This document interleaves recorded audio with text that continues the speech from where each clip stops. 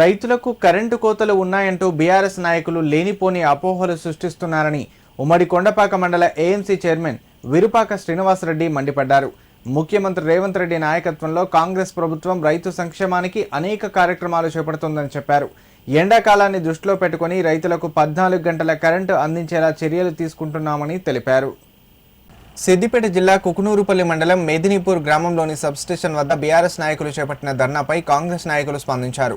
ఈ మేరకు ఉమ్మడి కొండపాక మండలం ఏఎంసీ చైర్మన్ విరుపాక శ్రీనివాసరెడ్డి, బీసీ జిల్లా అధ్యక్షులు కందూరి ఐలయ్య, కుకునూరుపల్లి మాజీ ఎంపీటీసీ కనకయ్య, మండలంలోని అన్ని గ్రామాల కాంగ్రెస్ పార్టీ నాయకులు, కార్యకర్తలతో కలిసి సబ్స్టేషన్ చేరుకుని అధికారులతో మాట్లాడారు. ప్రభుత్వ నిబంధనల ప్రకారం రైతులకు రోజుకు 14 గంటల కరెంటు సరఫరా అవుతుందా లేదా అనే విషయంపై కాంగ్రెస్ నాయకులు సబ్స్టేషన్ అధికారులను కలిసి వివరాలు తెలుసుకున్నారు. ఈ సందర్భంగా అధికారులు కూడా కరెంటు సరఫరా విషయంపై వివరణ ఇచ్చినట్లు తెలిపారు. అనంతరం వారు మాట్లాడుతూ కరెంటు కోతల పేరుతో ప్రజలను రెచ్చగొట్టేలా బీఆర్ఎస్ నాయకులు ధర్నాలు చేస్తే ప్రజలే వారికి తగిన గుణపాఠం చెప్తారన్నారు. అలాగే కాంగ్రెస్ ప్రభుత్వం పేద ప్రజల సంక్షేమం కోసం పలు పథకాలను అమలు చేస్తోందని, కుటుంబ పెద్దను కోల్పోయిన వారికి 5 లక్షల బీమా కల్పిస్తామని ప్రభుత్వం ఇప్పటికే ప్రకటించిందని తెలిపారు.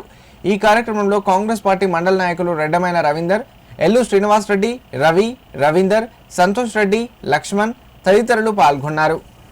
మేము చెప్పిన బరాబరి కరెంట్ ఉంది. ఈ విషయంలో మీరు అనవసరంగా అసత్య పైకాలకి టీఆర్ఎస్ మంది కాంగ్రెస్ గవర్నమెంట్ చేస్తుందంటే అది మొన్న అయింది. సర్పంచ్ ఎలక్షన్లో చెంప వాయించారు, మున్సిపల్లో వాయించారు, రేపు పొద్దున జెడ్పీసీ ఎంపీలో వాయిస్తారు. మీకు స్థానం ఎక్కడ తెలంగాణ చెప్తా దోసుకున్నారు, దాచుకోరు.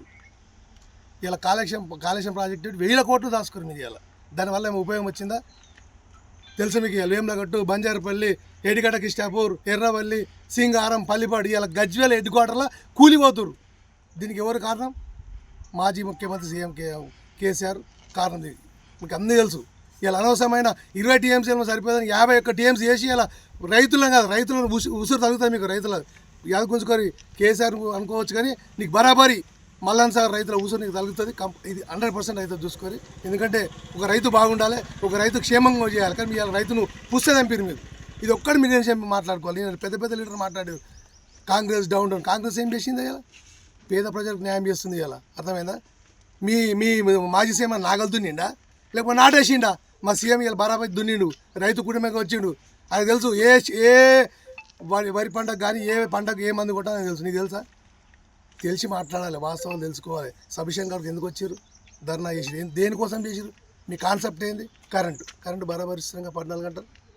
ఇప్పుడు వానాకాలం, మీ ఎండాకాలం వోల్టేజ్ ఫుల్ ఉంటుంది. చాలామంది వాడుకుంటారు. కొంచెం ఒక్కోసారి ట్రిప్ అయినా నింపుతారు కదా. నింపకపోతే కరెంట్ ఇవ్వకపోతే మా మీద మీరు అసత్య పక్కలు బాగాలే, లేకపోతే ధర్నాలు చేయాలి. కానీ నీకేదో లబ్ధి కోసమే నిన్న చేసిన ధర్నా రైతుల కోసం కాదు, మీ పార్టీ ఉనికి కాపాడడం కోసం ధర్నా చేసారు. ముందు కూడా ఏమన్నా ఉంటే తెలుసుకొని చేయాలి ధర్నాలు. పిచ్చి ధర్నాలు చేసారనుకో తగిన మూల్యం తెలియదు.